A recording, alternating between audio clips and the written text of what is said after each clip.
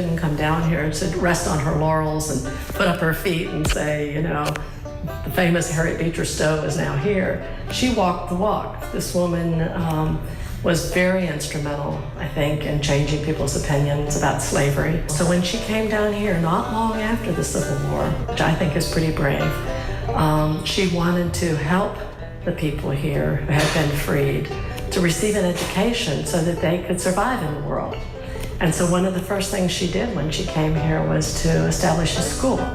And that school, she went to the Freedmen's Bureau and was able to get some financing for it and helped raise money through her friends and people that she knew in the North, and actually helped to build a school right across from where she lived.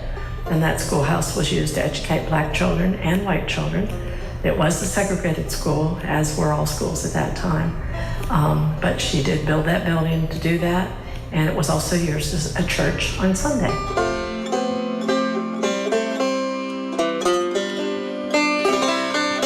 There were a lot of stories about her presence here that did give you the impression that people wanted to see her and wanted to know about her.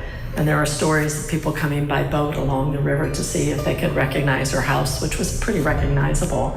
It was a distinctive looking house, and try to catch a glimpse of her, you know, from their boat. Or they would come, there were stories of African-American people coming to find her here to see if she had any way of helping them find loved ones that had been separated from them.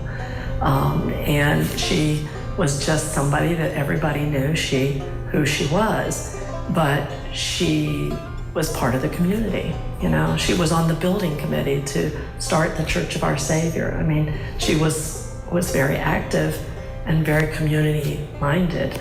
But I also heard a story not too long ago on an oral history that when she would arrive to begin the winter, that it was like kind of a lot of excitement because they knew when she was coming, and people would go to the wharf, and a lot of African-American people especially would go to the wharf to greet her when she arrived.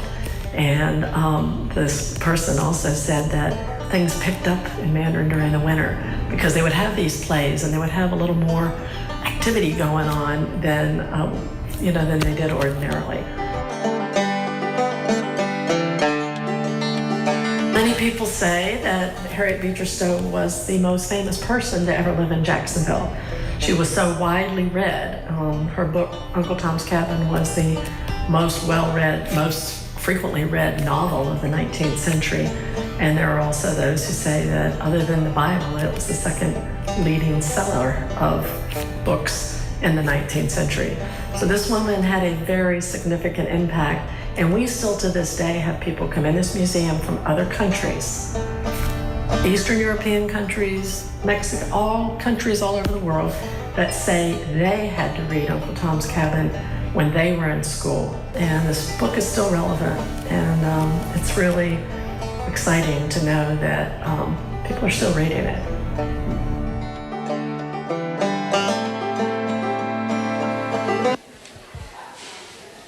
That was such an interesting look at that information that I just didn't even know about, that connection with Mandarin, and it being Women's History Month. Our producer, our associate producer, Abigail, went out there, and she'll be doing more stories like that. So it's just kind of really fascinating to find out you can live somewhere for 20-something years and learn something new every single day. At least that's what we're trying to make happen for you when you watch River City Live. If you want to learn more about what you just saw, you can visit us on rivercitylivetv.com and just click on the As Seen on RCL tab. Stick around, more from our River City road trip here at UNF and the Gen W Conference on River City Live.